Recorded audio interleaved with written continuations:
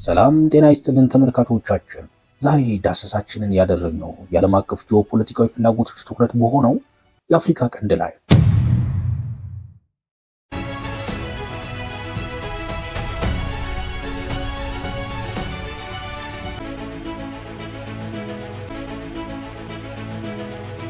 ይህ ቀጠና የቀይ ባህርን ወሳኝ የባህር በር ከአህጉሪቱ ጋር በማስተሳሰር ለዘመናት የዓለም የንግድ ፍሰት ዋነኛ መስመር ሆኖ ቆይቷል። ይሁን እንጂ ዛሬ ይህ ስትራቴጂካዊ ስፍራ በአያላን መንግስታት መካከል ለሚደረገው የዲፕሎማሲና የደህንነት ትንቅንቅ አዲስና ውስብስብ መልክ ይዞ መጥቷል። የአፍሪካ ቀንድ የብሔራዊ ጥቅም ውድድር የሚካሄድበት ቀዳሚ ቦታ ሆኗል። ይህ ፉክክር በድንበር ላይ በሚዘምቱ ሰራዊቶች ብቻም ሳይሆን በገንዘብ ኃይል፣ በጦር መሳሪያ ድጋፍ፣ በሚስጥራዊ ስምምነቶችና በወኪል ኃይሎች አማካኝነት የሚከናወን ነው። ተዋናዮቹም የአካባቢው ሀገራት ብቻም አይደሉም። በመካከለኛው ምስራቅ እነ ሳውዲ አረቢያ፣ የተባበሩት አረብ ኤሚሬቶች፣ ቱርክ፣ እስራኤልና ግብፅ የራሳቸውን ተጽዕኖ ለማሳረፍ በዚህ ቀጠና ውስጥ ይገኛሉ። ከዳር ሆና ሂደቱን በዝምታ የምትከተለው ቻይናም የስትራቴጂካዊ ፍላጎቶች ረጅም ነው። በአፍሪካ ቀንድ እየታየ ያለው ተለዋዋጭ ሁኔታ ለመረዳት አንድ መሰረታዊና አሳማኝ እውነታን ማንሳት ግድ ይለናል። አንድ ወቅት የማይነጣጠሉ ስትራቴጂካዊ አጋር የነበሩ ሳውዲ አረቢያና የተባበሩት አረብ ኤሚሬቶች አሁን በግልጽ በሚታይ የፍላጎት ግጭትና የፉክክር ምዕራፍ ውስጥ ይገኛሉ። እንደ አሌክስ ዲዋል ያሉ የአፍሪካ ቀንድ ተንታኞች እንደሚገልጹት የአቡዳቢ አካሄድ የግብይት ዲፕሎማሲ ተብሎ ሊፈረጅ የሚችል ነው። የተባበሩት አረብ ኤሚሬቶች በንግድ መርከቦች እንቅስቃሴና በስትራቴጂካዊ የባህር ዳርቻዎች ላይ ተጽዕኖዋን ለማስፋት ሰፊ መዋለ ንዋይ እያፈሰሰች ትገኛለች። እንደ አውሮፓውያን አቆጣጠር በ2016 በበርበራ ወደብ ላይ የተደረገው ስምምነት የዚህ ስትራቴጂካዊ ዋነኛ ማሳያ ነው። ለሳውዲ አረቢያ ግን ይህ እንቅስቃሴ የስጋት ምንጭ ሆኗል። የአልጋ ወራሽ መሐመድ ቢን ሰልማን በቀይ ባህር ላይ ያላቸው ሰፊ ራዕይ ከኤሚሬቶች የወደቦች ቁጥጥር ፍላጎት ጋር ይጋጫል። ይህ የስትራቴጂካዊ ፍላጎት መላተም በ2025 መገባደጃ ላይ በየመን ምድር በግልጽ የታየ ሲሆን የዚህ ፖለቲካዊ ውጥረት ማዕበል ደግሞ እስከ አፍሪካ ቀንድ ዳርቻ ድረስ ዘልቋል። በየካቲት 2026 ዓለም ይህ የፍላጎት ሽሚያ ምን ያህል ርቀት እንደተጓዘ በግልጽ መመልከት ቻለ። በምዕራብ ኢትዮጵያ አዋሳኝ አካባቢዎች ከሱዳን ድንበር አቅራቢያ የሚገኝ አንድ ሚስጥራዊ ወታደራዊ ይዞታ መኖሩን የምርመራ ዘገባዎች ይፋ አደረጉ። ይህ ስፍራ ለሱዳን ፈጥኖ ደራሽ ኃይል ተዋጊዎች እንደ ስልጠና ማዕከል ሆኖ እያገለገለ መሆኑን መረጃዎች ያመለክታሉ።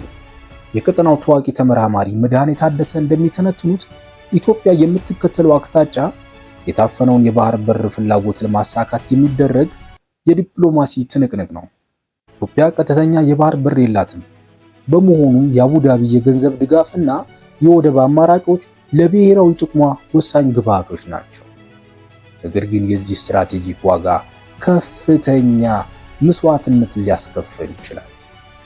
መድኃኔ እንደሚሉት ኢትዮጵያ በኤሚሬቶችና በሳውዲ መካከል ባለው የተጽዕኖ ሽሚያ ውስጥ መግባቷ ከሱዳን ጦርና ከግብፅ ጋር ያላትን ግንኙነት ወደ ከረረ ዲፕሎማሲያዊ ፍጥጫ ሊያሸጋግረው ይችላል።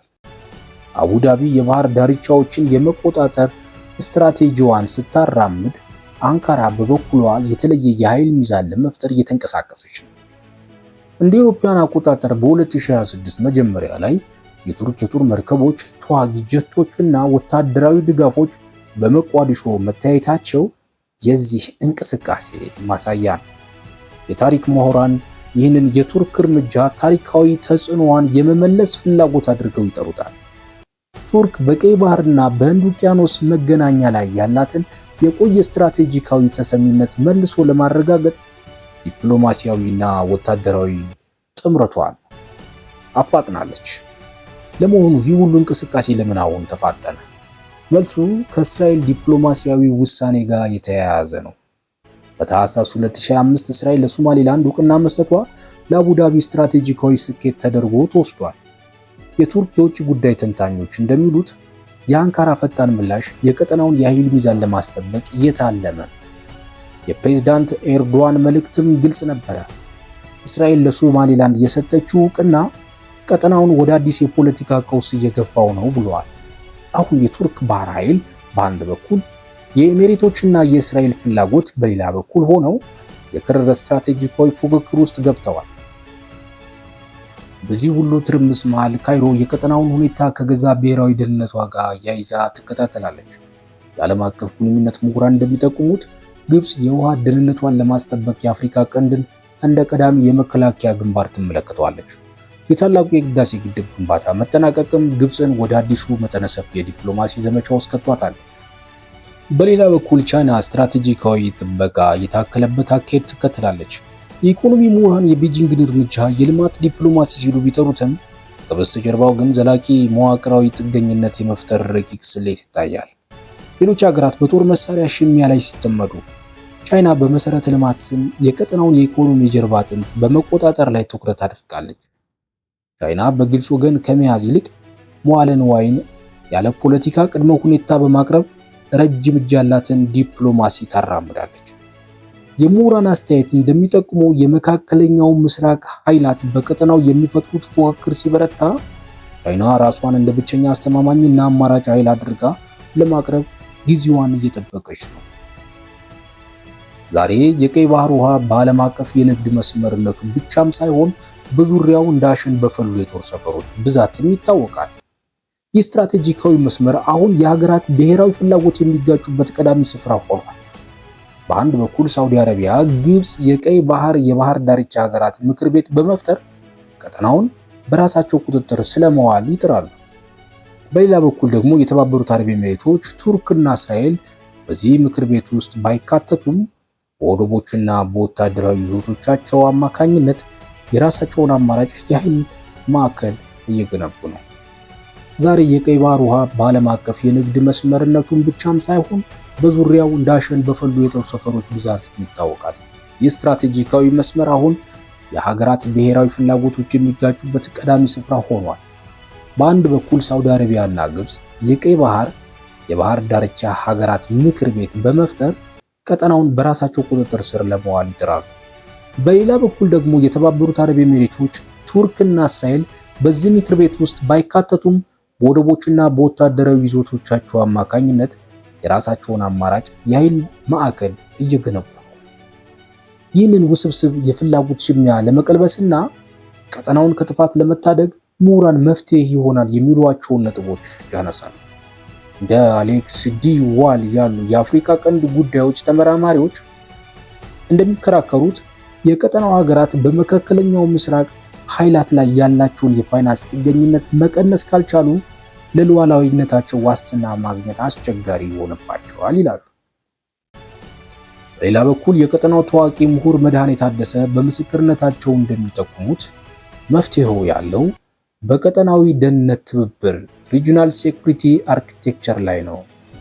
እንደ መድኃኔ ትንታኔ የአፍሪካ ቀንድ ሀገራት በጋራ የቀይ ባህር የደህንነት ማዕቀፍ ላይ መስማማት ካልቻሉ የቀጠናው ጂኦፖለቲካ በባዕድ ሀገራት ሪሞት ኮንትሮል መመራቱ አይቀሬ ነው። ሌሎች እንደ አፍሪካዊ ምሁር መሐመድ ሐሰን ያሉ ተንታኞች ደግሞ መፍትሄው ሚዛናዊ የዲፕሎማሲ አሰላለፍ መከተል እንደሆነ ያሰምሩበታል። ሀገራቱ ከአንድ ጎራ ብቻ ከመወገን ይልቅ በሀያላኑ መካከል ያለውን ፉክክር ለራሳቸው ብሔራዊ ጥቅም በሚመጥን መልኩ የመያዝ ጥበብን ማዳበር እንዳለባቸው ይመክራሉ። የምሁራኑ ምስክርነትና የቀጠናው ነባራዊ ሁኔታ አንድ እውነትን ያረጋግጥልናል። የአፍሪካ ቀንድ ሀገራት የሀያላን የፍላጎት ሽሚያ ሰለባ መሆናቸውን አቁመው የጋራ የኢኮኖሚ የደህንነት ጋሻ መገንባት ይጠበቅባቸዋል። የራሳቸውን ብሔራዊ ጥቅም ለማስጠበቅ የሚከፍሉት የዲፕሎማሲ መስዋዕትነት ነገ ለሚመጣው ዘላቂ ሰላም ብቻ ዋስትና ነው። ይህ ስትራቴጂካዊ ፍጥጫ ይቀጥላል።